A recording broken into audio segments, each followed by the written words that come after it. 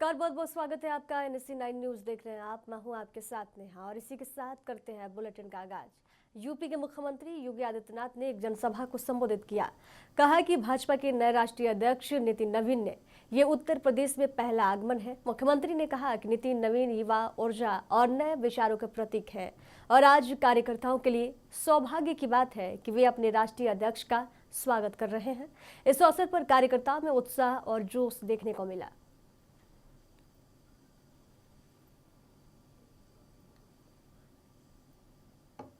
सबसे पहले आप सभी कार्यकर्ताओं की ओर से हृदय से स्वागत करता हूं, अभिनंदन करता हूं। आज के स्वागत समारोह कार्यक्रम में उपस्थित भारतीय जनता पार्टी के प्रदेश के अध्यक्ष केंद्रीय मंत्री श्री पंकज चौधरी जी, राष्ट्रीय महामंत्री श्री दुष्यंत गौतम जी, क्षेत्रीय अध्यक्ष श्री दुर्विजय सिंह साक्य जी, प्रदेश उपाध्यक्ष श्री संतोष सिंह जी, जिला प्रभारी अशोक कटारिया जी, भारतीय जनता पार्टी के जिला के अध्यक्ष श्री निर्मल पांडे जी, महानगर अध्यक्ष हरिशंकर राजू यादव जी, उत्तर प्रदेश सरकार में मंत्रिमंडल के मेरे वरिष्ठ सहयोगीगण चौधरी लक्ष्मी नारायण। उत्तराखंड के मुख्यमंत्री पुष्कर सिंह धामी ने यूसीसी यानी कि समान नागरिक संहिता के 1 साल पूरे होने पर बयान दिया। मुख्यमंत्री ने कहा कि 27 जनवरी का दिन राज्य के लिए बेहद ही महत्वपूर्ण है। देश की आजादी के बाद संविधान निर्माताओं ने अनुच्छेद 44 में समान नागरिक संहिता का प्रावधान किया था। उन्होंने कहा कि उत्तराखंड के लोगों ने इसे सबसे पहले लागू कराने का कार्य किया और अब इसका 1 साल सफलतापूर्वक पूरा हो रहा है।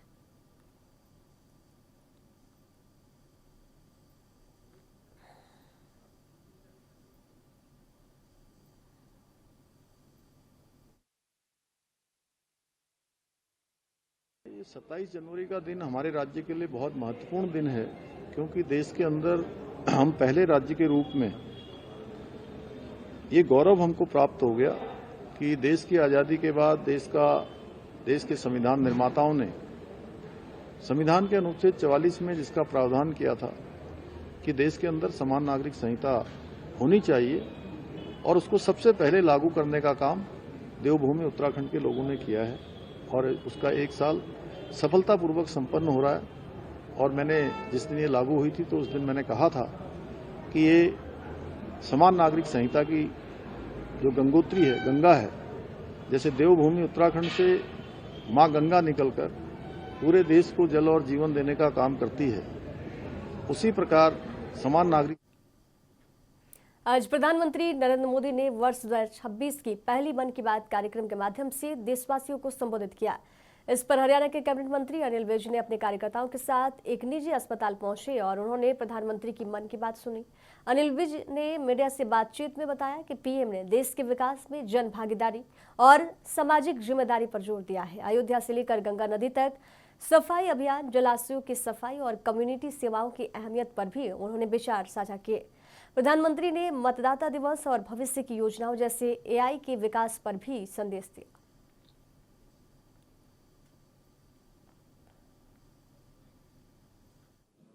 मोदी जी हर महीने अपने देश की जनता से रूबरू होते हैं। अनेकों नए प्रोजेक्ट, नए प्रयास के बारे में देश को बताते हैं। आज के मन की बात में उन्होंने देश के विकास के लिए जन भागीदारी को मुख्य रूप से उसकी बात की है। अयोध्या से लेकर गंगा जी तक जो कोई नदी थी उसको लोगों द्वारा साफ करके वहाँ तक उसको ठीक किया गया। उसी प्रकार से कहीं पर जलाशय ठीक किए गए हैं। और सबसे बेहतरीन बात जो मुझको नज़र आई, जो उन्होंने दिखाई और जिसका हर जगह पालन भी किया जा सकता है, कम्युनिटी किचन की बात जो उन्होंने की, ये एक बहुत अच्छा मैसेज उन्होंने। यूपी की मथुरा से खबर है, जहां भाजपा के राष्ट्रीय अध्यक्ष नितिन नवीन ने एक जनसभा को संबोधित करते हुए कहा कि उनकी पार्टी ने उत्तर भारत में विकास और स्थिरता की राह तैयार की है। नितिन नवीन ने कहा कि बिहार में पहले जंगल राज और अन्य राज्यों में अराजकता थी, जिसे भाजपा सरकार ने समाप्त किया। उन्होंने कहा कि देश में 3 बार भाजपा की सरकार बनी और इसका श्रेय भाजपा कार्यकर्ताओं को जाता है। साथ ही उन्होंने कहा कि उनकी सरकार ने सनातन परंपराओं को आगे बढ़ाने का काम किया है।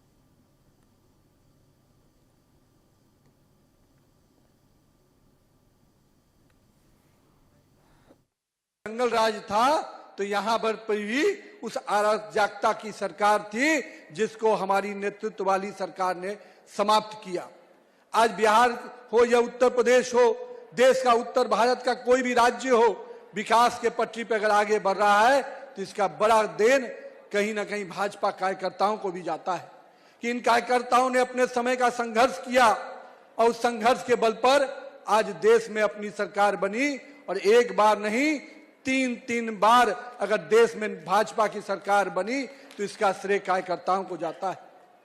मैं साथ ही साथ उत्तर प्रदेश के विकास में जिस प्रकार से काम हो रहा है, मैं माननीय मुख्यमंत्री जी को बहुत बहुत बधाई देता हूं कि जिस राज्य में बनारस से लेकर हम कह सकते हैं अयोध्या से लेकर और आज काशी की इस नगरी में भी, काशी के और मथुरा के इस नगरी में भी जिस प्रकार से सांस्कृतिक विरासत को आप आगे बढ़ा रहे हैं, निश्चित रूप से भारत का एक एक सनातनी व्यक्ति अपने आप में गर्व करता है कि ऐसी सरकार हमने बनाई है जो सनातन के परंपराओं को जीवित रखकर आगे बढ़ा रहा है। माननीय मुख्यमंत्री जी, आपने केवल सांस्कृतिक विरासत को ही नहीं, सांस्कृतिक राष्ट्रवाद की जड़ों को ही मजबूत नहीं किया है, आपने उत्तर प्रदेश में विकास की गाथाओं को भी आगे बढ़ाया है। आज उत्तर प्रदेश में एक्सप्रेसवे की चर्चा होती है, चाहे वो यमुना एक्सप्रेसवे हो, चाहे कई और अन्य एक्सप्रेसवे।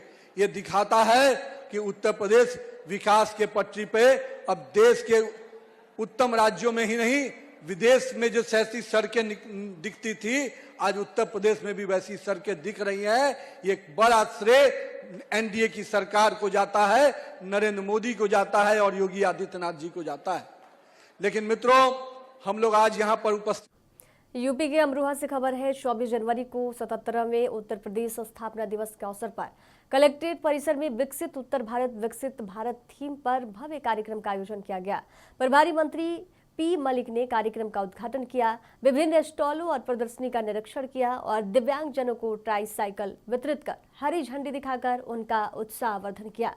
कार्यक्रम में प्रगतिशील किसानों, लाभार्थियों, अधिकारियों और कर्मचारियों को प्रमाण पत्र और शॉल उड़ाकर सम्मानित किया गया।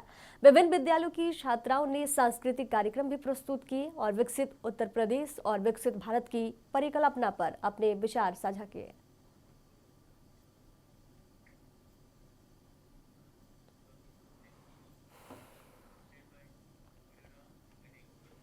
हरियाणा के मुख्यमंत्री नायब सिंह सैनी के जन्मदिन के अवसर पर बीडीपीओ कार्यालय में भव्य कार्यक्रम का आयोजन किया गया। कार्यक्रम में मुख्य अतिथि पूर्व राज्य मंत्री सुभाष सुधा रहे।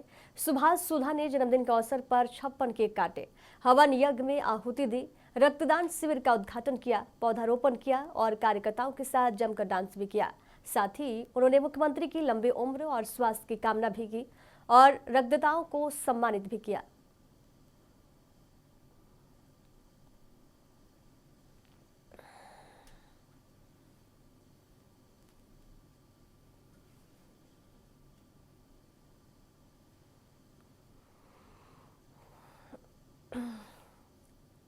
प्रदेश के मैं कहूँगा एक हंसमुख विकास की गति को आगे बढ़ा रहे हैं और प्रदेश के ऐसे यशस्वी मुख्यमंत्री नायब सिंह सैनी जी के जन्मदिन की मैं बहुत बहुत मुबारकबाद देता हूँ। और आज मैं ये भी कहूँगा कि जिस प्रकार से मुख्यमंत्री अंत्योदय हर गरीब आदमी से जिस प्रकार से प्यार करते हैं, आज उसी तरह से पूरे प्रदेश के अंदर जो जो मुख्यमंत्री जी के संपर्क में आया है, आज दिल से अपनी आस्था से किस प्रकार से आज उनका जन्मदिन मना रहा है, ये अपने आप में देखने की बात है। आज सुबह से कार्यक्रम का चल रहे थे। आज सुबह पेवा के अंदर पहले गुरुद्वारे के अंदर उनकी दीर्घायु की वहाँ पर अरदास की गई। उसके बाद जहाँ गीता स्थली, जहाँ पर श्री कृष्ण भगवान ने अर्जुन को गीता का उपदेश दिया, जो भी कार्य प्रदेश के मुख्यमंत्री जी करते हैं, प्रथम पहले वो जाकर ज्योतिषर में जहाँ श्री कृष्ण भगवान ने अर्जुन को उपदेश दिया, वहाँ पर मत्था टेकते हैं। आज उन्हीं कि मैं कहूँगा वहाँ पर आज उस हवन का कार्यक्रम का आयोजन किया गया। उसके बाद हरियाणा के मुख्यमंत्री नायब सिंह सैनी के जन्मदिन के अवसर पर भारतीय जनता पार्टी ने भव्य सेवा और धार्मिक कार्यक्रमों का आयोजन किया। कार्यक्रम में हवन यज्ञ, रक्तदान शिविर और आम जनता के लिए जलेबी भंडारा आयोजित किया गया। इस मौके पर कार्यकर्ताओं और जनता ने मुख्यमंत्री की लंबी उम्र और उत्तम स्वास्थ्य की कामना की है। भाजपा के पूर्व मंत्री असीम गोयल ने कहा कि नायब सिंह सैनी अपनी मेहनत और कार्यशैली के बदौलत लोगों के दिलों में खास जगह बना चुके हैं। वहीं भाजपा जिलाध्यक्ष मनदीप राणा ने बताया कि जिले के विभिन्न हिस्सों में जन्मदिन के उपलक्ष्य में कार्यक्रम आयोजित किए जा रहे हैं।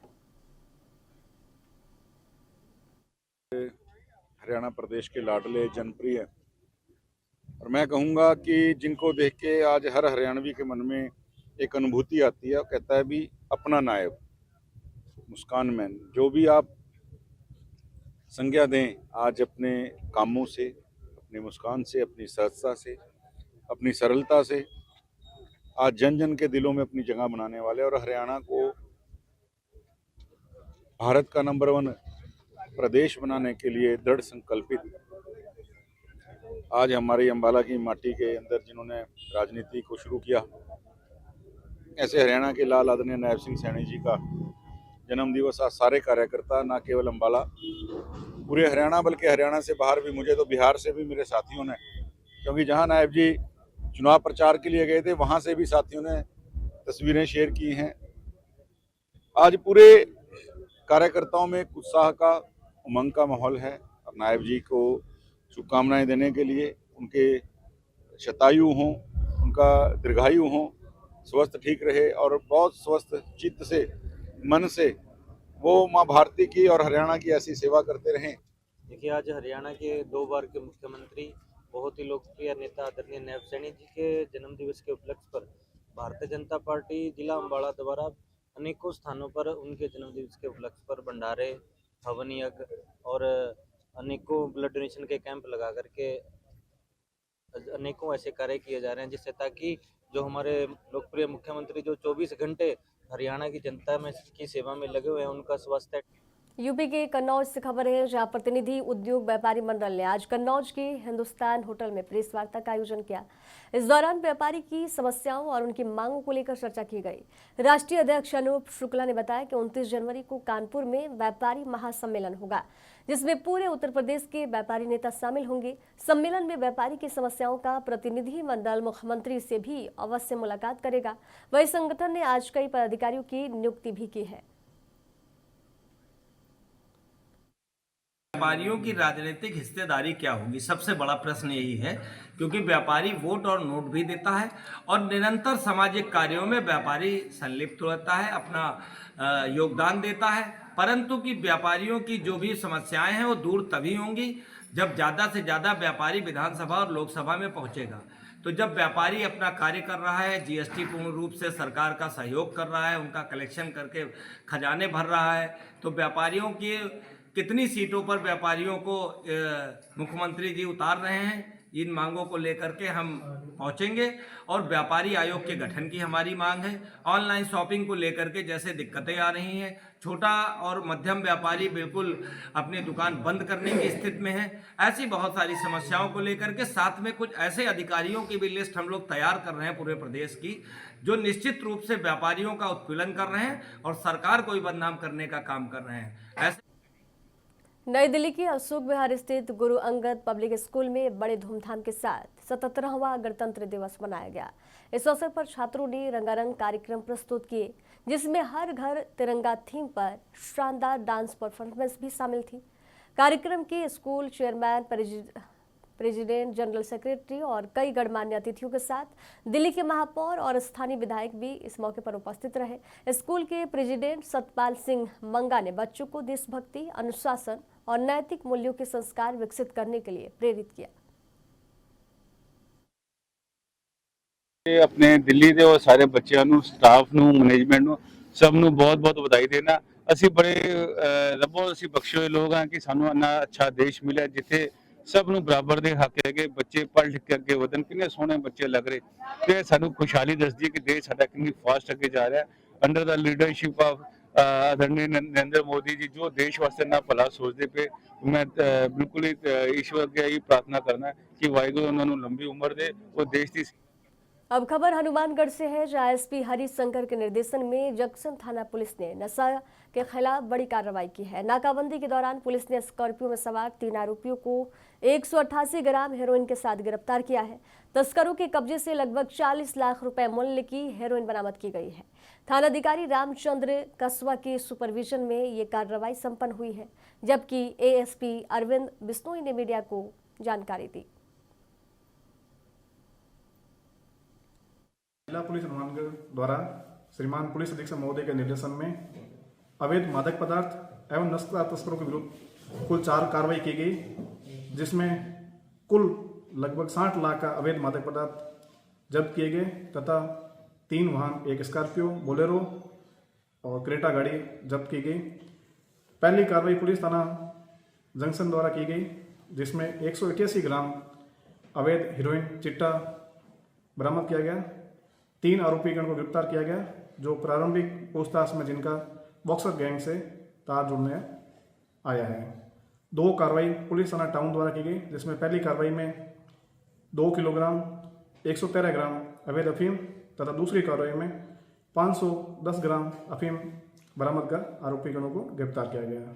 चौथी कार्रवाई पुलिस थाना पीलीमंगा द्वारा एक क्रेटा कार से लगभग 45 किलो अवैध डोडा पोस्ट बरामद किए गए। इन सभी मामलों में प्रकरण दर्ज कर। हरियाणा के गुरुग्राम से खबर है, जहां होंडा इंडिया फाउंडेशन और रोटरी क्लब ने मिलकर गुरुग्राम के रोटरी ब्लड सेंटर को नई अत्याधुनिक सेंट्रीफ्यूज मशीन और ब्लड कलेक्शन बस भेंट की है। इस पहल से रक्तदान की प्रक्रिया और गुणवत्ता दोनों में सुधार होगा, साथ ही स्वास्थ्य सेवाओं का विस्तार भी सुनिश्चित होगा।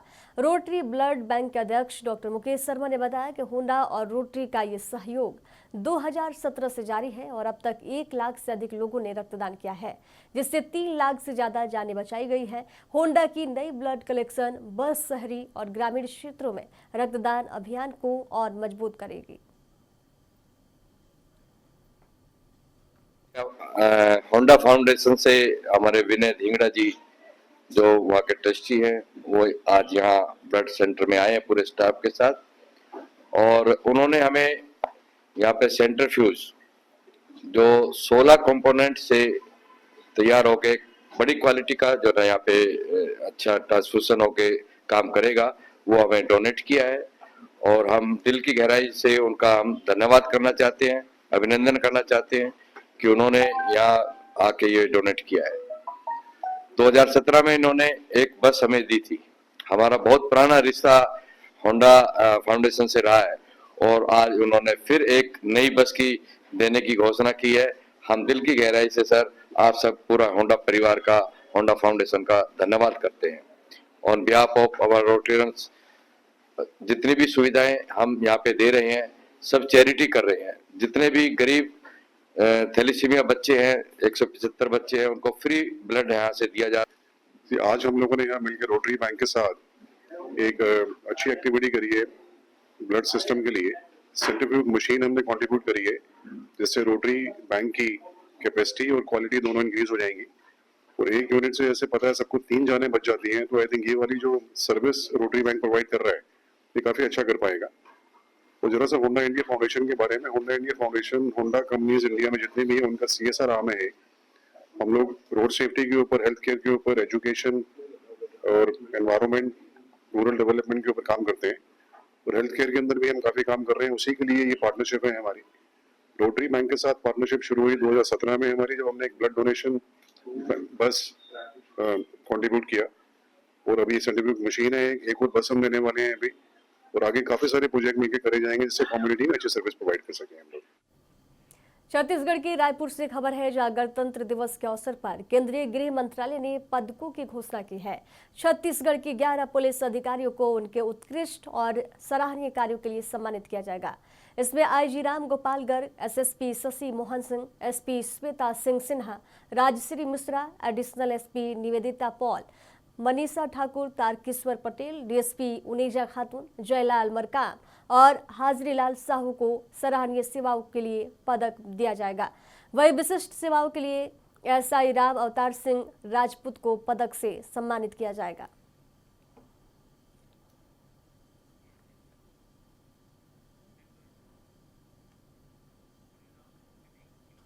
यूपी की औरैया से खबर है, जहां चिचौली मेडिकल कॉलेज में इलाज के नाम पर घोर लापरवाही सामने आई है। सोशल मीडिया पर वायरल एक वीडियो में साफ दिखाई दे रहा है कि अस्पताल की सफाई कर्मी लेबर रूम में भर्ती महिला मरीज को इंजेक्शन और ड्रिप लगा रही है, जबकि ये काम केवल प्रशिक्षित नर्स या डॉक्टर का जिम्मेदारी है। इस मामले ने अस्पताल प्रशासन और स्वास्थ्य विभाग की कार्यशैली पर सवाल खड़े कर दिए हैं। विशेषज्ञों का कहना है कि जच्चा और नवजात के लिए संक्रमण से बचाव बेहद जरूरी है और यहाँ जो हो रहा है वे सीधे उनके जीवन के साथ खिलवाड़ हो रहा है।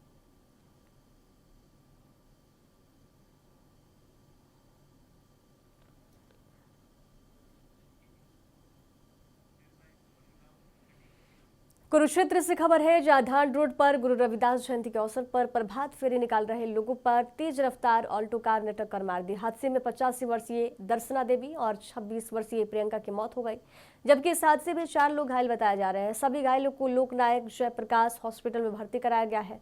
पुलिस की ने कार ड्राइवर मनीष को मौके पर ही गिरफ्तार कर लिया है। इस घटना ने लोगों में शोक और आक्रोश दोनों ही फैलाया है।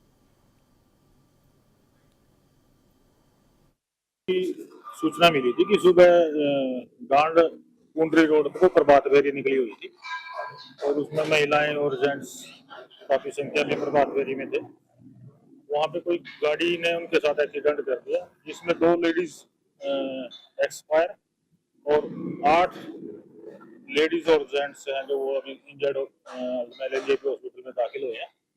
ऐसे चौड़ान से मेरी बात हो चुकी है, वो मौके पे आने लगे हुए हैं अपनी कार्रवाई करके। घायल 8 तो यहाँ दाखिल हुए हैं, बाकी ये बता रहे हैं पेरेंट्स से बात हुई है कि भी कैथल भी दाखिल है। डेथ 2 हो गई है, 2 लेडीज, दर्शनी देवी और प्रियंका। आपको क्या? यूपी के बहराइच से खबर है, जहां थाना हुजूरपुर क्षेत्र के कटकका मरौठा गांव में एक 18 वर्षीय युवक का शव गांव के पास ही एक बाग में पेड़ से लटका हुआ मिला है। मृतक की पहचान मुकेश कुमार के रूप में की गई है। परिवार और गांव में शोक की लहर है। घटना की जानकारी मिलते ही परिजन चीख पुकार करने लगे। पुलिस ने शव को कब्जे में लेकर पोस्टमार्टम के लिए भेज दिया है और मामले की गहन जांच जारी है। कैसे मौत हुई इसकी? फांसी लगा। क्या कारण निकल के आ रहा है? अब साहब हम लोग अपने काम में रहे, हमसे बांटे छोटे अलग रहे, अपन काम धंधा की का उनके दिमाग में रहा, हमका लोग इनका तो पता है नहीं। कोई रंजिश या विवाद? कोई से रंजिश विवाद कोई कुछ नहीं रहा। ये कहाँ लटके मिले हैं? बाग में। कहाँ पे? घर से लमसम 500-600 किलोमीटर दूरी। कौन सा गाँव? कटका मरौठा। थाना हुजूरपुर। क्या नाम है मृतक का? मुकेश। पिता का नाम? राम नरेश। मृतक खबरों के सफर में दीजिए जाने की इजाजत। देखते रहिए NSC 9 न्यूज। नमस्कार।